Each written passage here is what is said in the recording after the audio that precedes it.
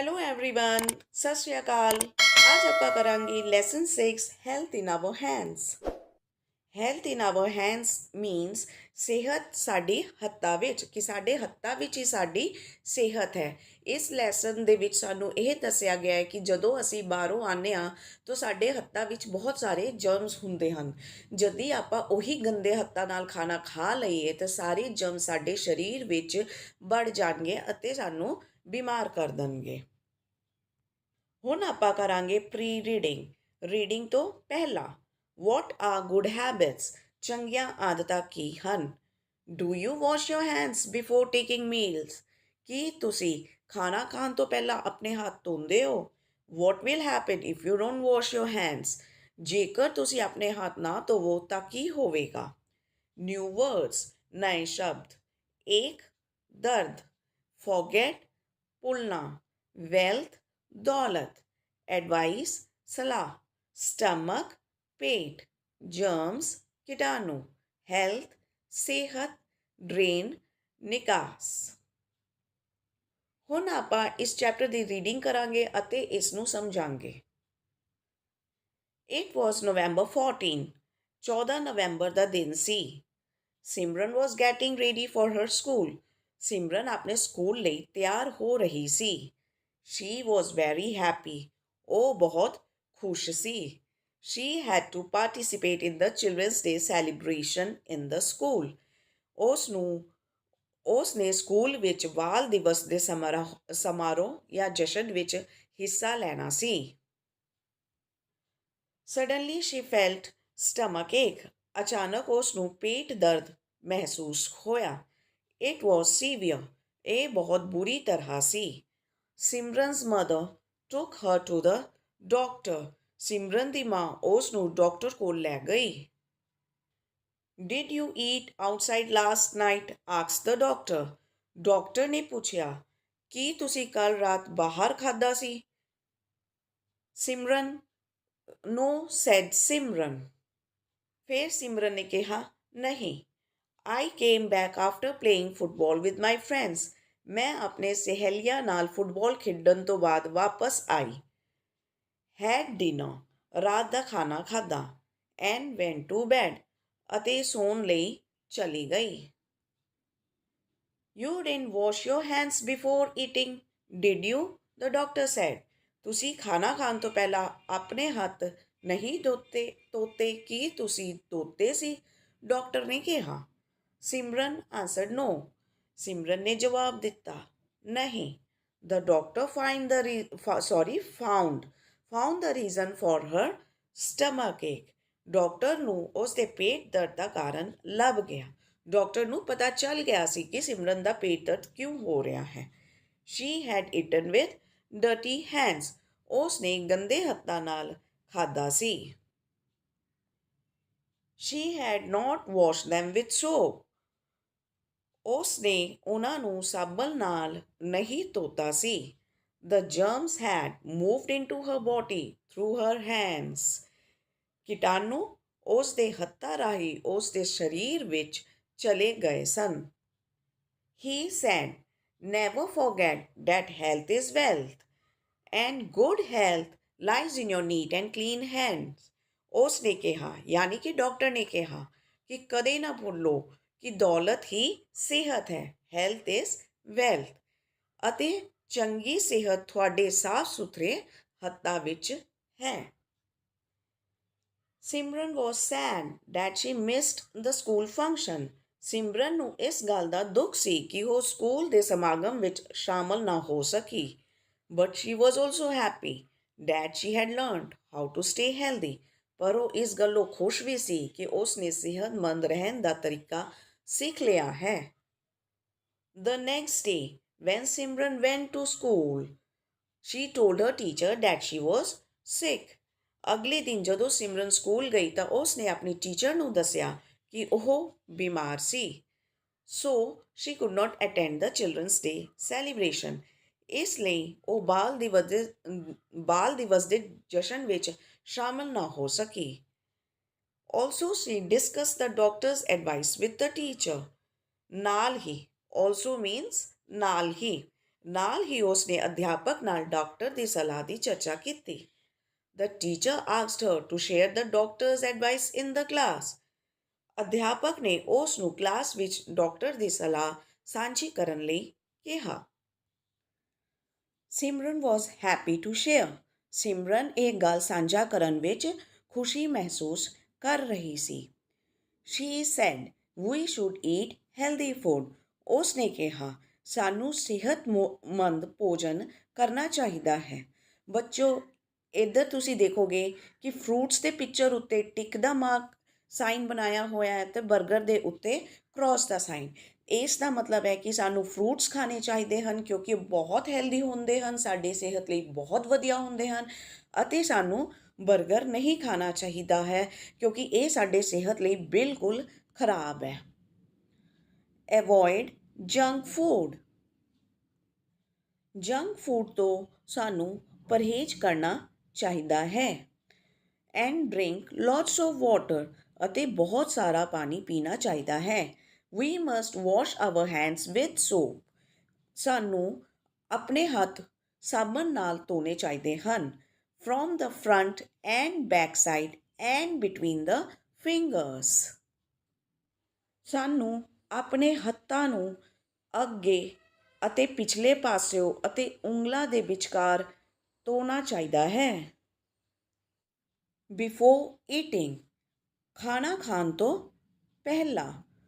After cuffing. ਖੰਘਣ ਤੋਂ ਪਿੱਛੋਂ। Playing. ਖੇਡਣ ਤੋਂ ਬਾਅਦ। Touching pets. ਪਾਲਤੂ ਜਾਨਵਰਾਂ ਨੂੰ ਛੂਹਣ ਤੋਂ ਬਾਅਦ। Using toilets. ਪਖਾਨੇ ਦੀ ਵਰਤੋਂ ਕਰਨ ਤੋਂ ਬਾਅਦ। And visiting a hospital. ਅਤੇ ਹਸਪਤਾਲ ਜਾਣ ਵੇਲੇ ਸਾਨੂੰ ਆਪਣੇ ਹੱਥਾਂ ਨੂੰ ਉਸ ਦੇ ਬਾਅਦ ਸਾਨੂੰ ਆਪਣੇ ਹੱਥਾਂ ਨੂੰ ਬਹੁਤ ਚੰਗੀ ਤਰ੍ਹਾਂ ਧੋਣਾ ਚਾਹੀਦਾ ਹੈ। Simran, you have learnt a lesson now, said the teacher. ਸਿਮਰਨ, ਤੁਸੀਂ ਹੁਣ ਸਬਕ ਸਿੱਖ ਲਿਆ ਹੈ, ਅਧਿਆਪਕ ਨੇ ਕਿਹਾ। Students, we should keep our hands neat and clean as our health is in our hands. ਵਿਦਿਆਰਥੀਓ, ਸਾਨੂੰ ਆਪਣੇ ਹੱਥਾਂ ਨੂੰ ਸਾਫ਼ ਸੁਥਰਾ ਰੱਖਣਾ ਚਾਹੀਦਾ ਹੈ ਕਿਉਂਕਿ ਸਾਡੀ ਸਿਹਤ ਸਾਡੇ ਹੱਥਾਂ ਵਿੱਚ ਹੈ।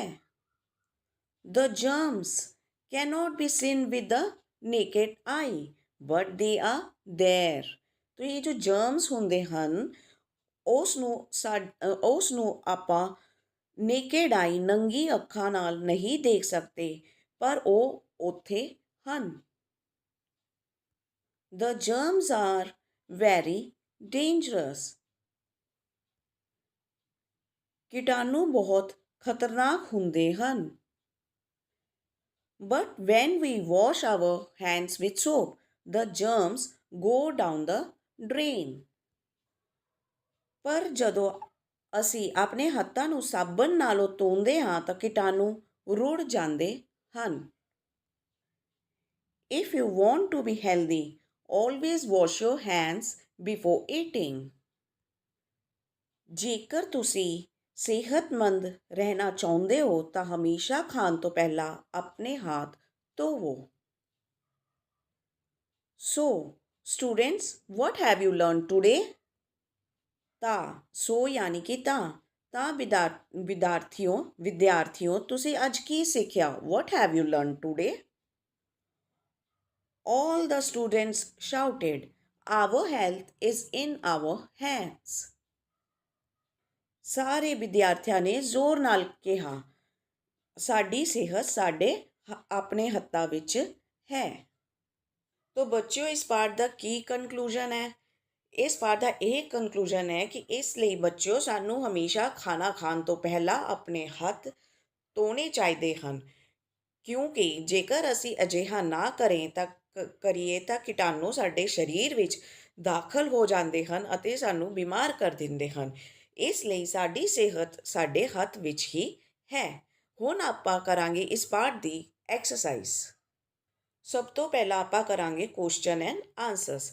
ਆਨਸਰ ਦ following questions.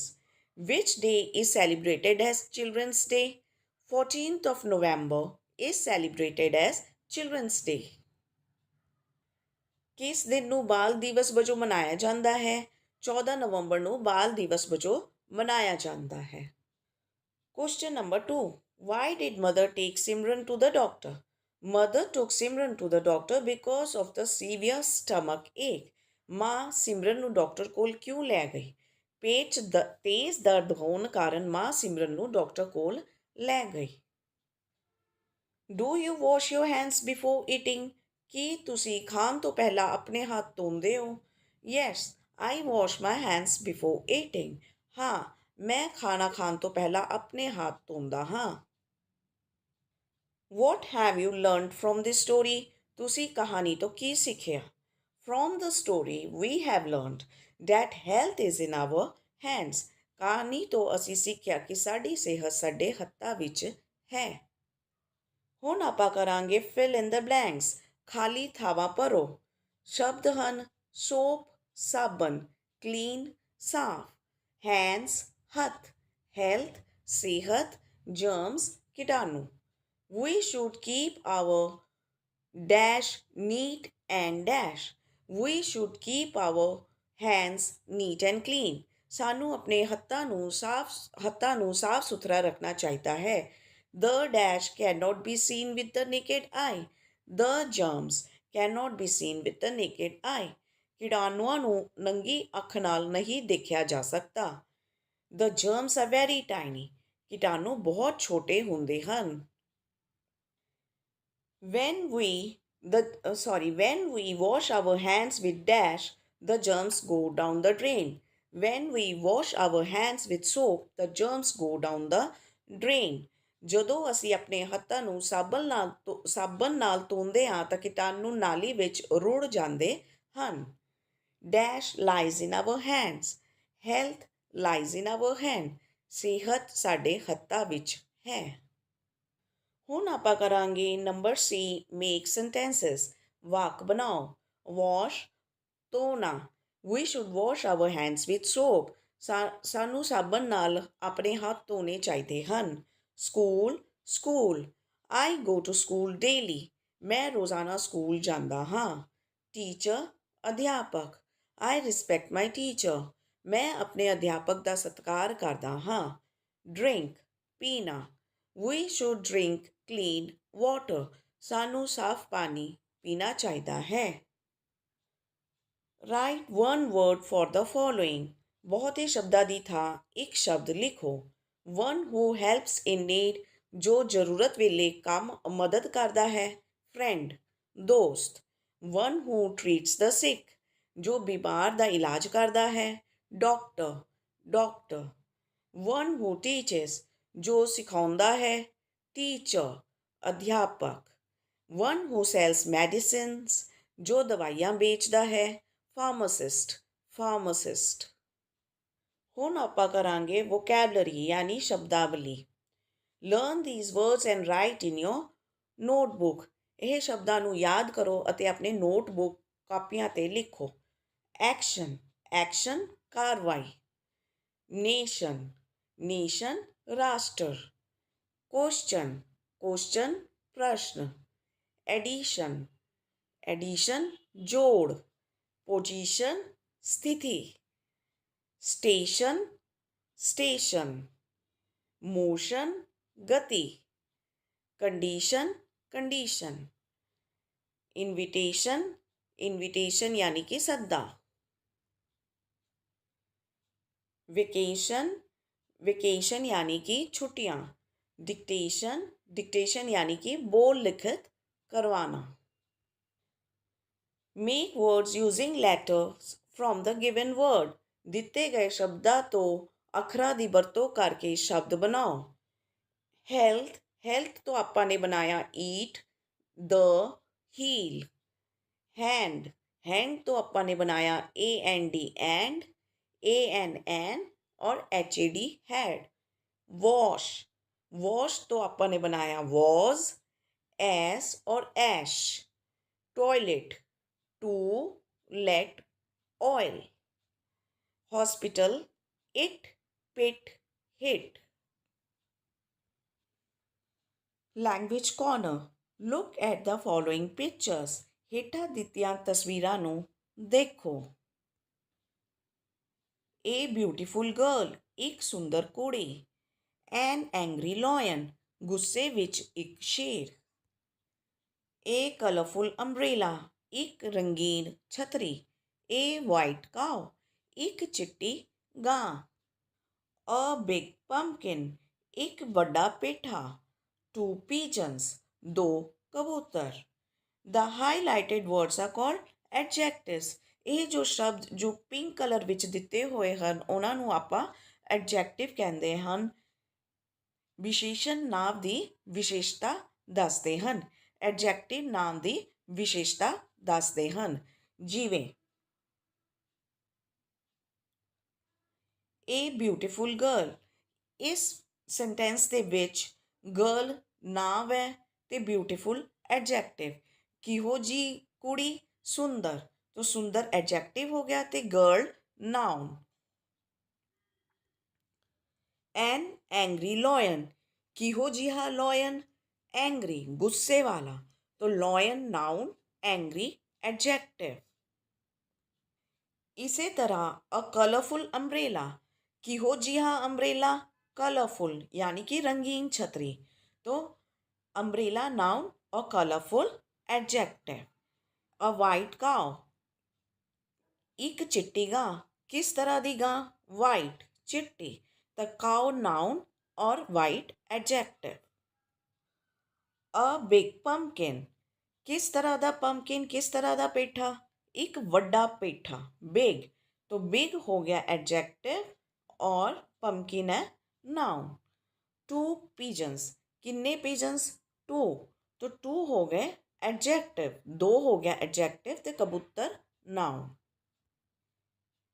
ਐਡਜੈਕਟਿਵਸ, ਐਡਜੈਕਟਿਵਸ ਟੈਲ ਅਸ, ਐਡਜੈਕਟਿਵਸ ਸਾਨੂੰ ਦੱਸਦੇ ਹਨ ਕਲਰ ਰੰਗ, ਟੇਸਟ ਸਵਾਦ ਯਾਨੀ ਕਿ ਮਿੱਠਾ, ਖੱਟਾ, ਨਮਕੀਨ, ਸਮੈਲ ਖੁਸ਼ਬੂ,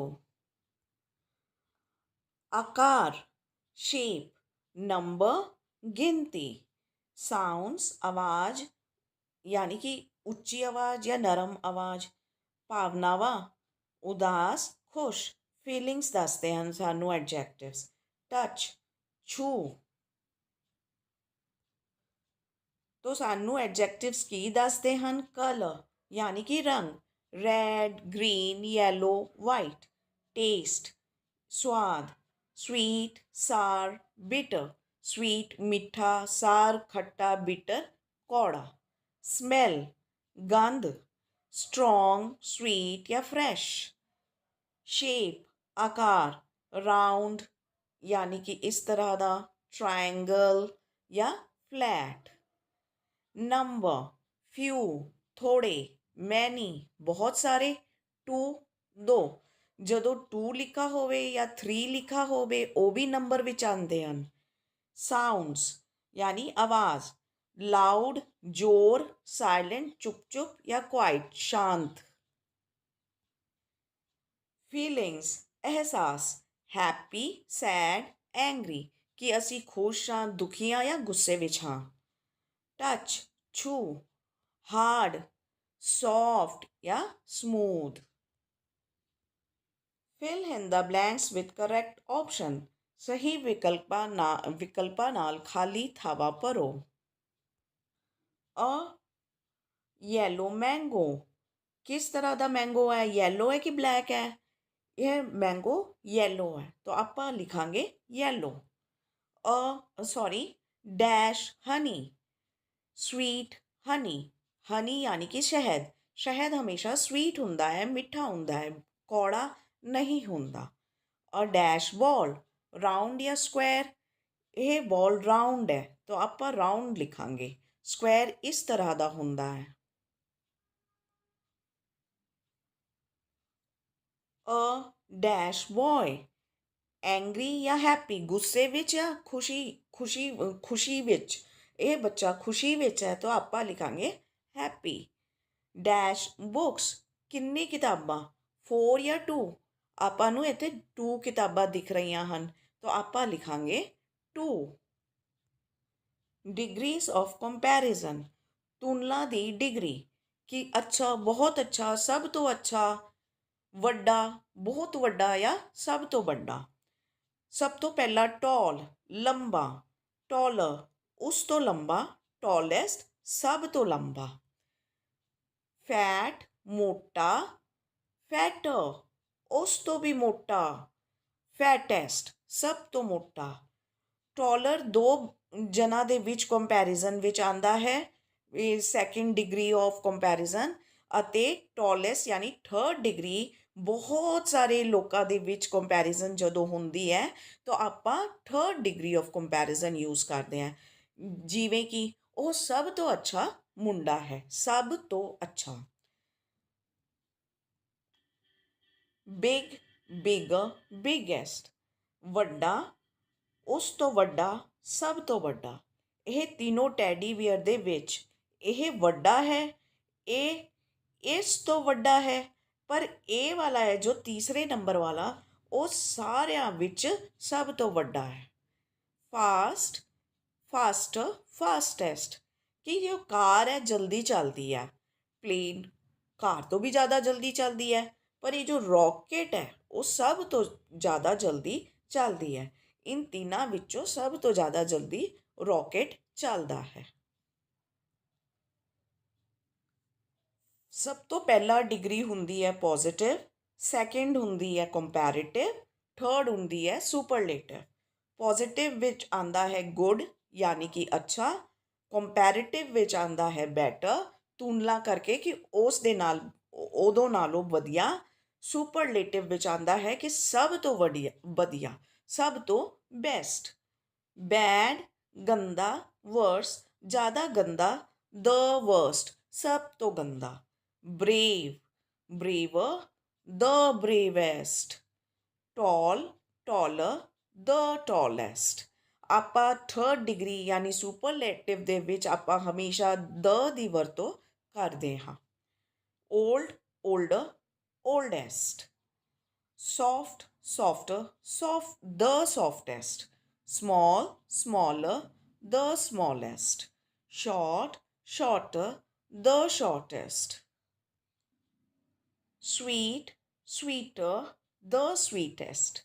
wise, wiser, the wisest। high, higher, the highest। young, younger, the youngest। beautiful, more beautiful, the most beautiful। important, more important, the most important। ਇਹਦੇ ਵਿੱਚ ਇਹ ਦੋ ਸ਼ਬਦਾਂ ਨਾਲ ਈ ਆਰ ਨਹੀਂ ਲੱਗੂਗਾ, ਬਲਕਿ ਮੋਰ ਲੱਗੂਗਾ ਈ ਆਰ ਦੇ ਬਦਲੇ। ਇਸ ਤਰ੍ਹਾਂ ਦੇ ਹੋਰ ਵੀ ਸ਼ਬਦ ਹੁੰਦੇ ਹਨ, ਪਰ ਇੱਥੇ ਇਹ ਦੋ ਹੀ ਸ਼ਬਦ ਦਿੱਤੇ ਹੋਏ ਹਨ। ਸੇਮ ਤਰੀਕੇ ਨਾਲ ਇੰਪੋਰਟੈਂਟ ਦੇ ਨਾਲ ਈ ਆਰ ਨਹੀਂ ਲੱਗੇਗਾ, ਬਲਕਿ ਮੋਰ ਲਗਾਇਆ ਜਾਵੇਗਾ। Fill in the blanks with positive, comparative and superlative degree of adjective। positive, comparative, superlative। soft, softer, softest। bad, worse, worst। kind, kinder, kindest। good, better, best। intelligent, more intelligent, most intelligent। low, lower, lowest। ਹੁਣ ਆਪਾਂ ਕਰਾਂਗੇ listen, speak and enjoy conversation ਯਾਨੀ ਕਿ ਗੱਲਬਾਤ।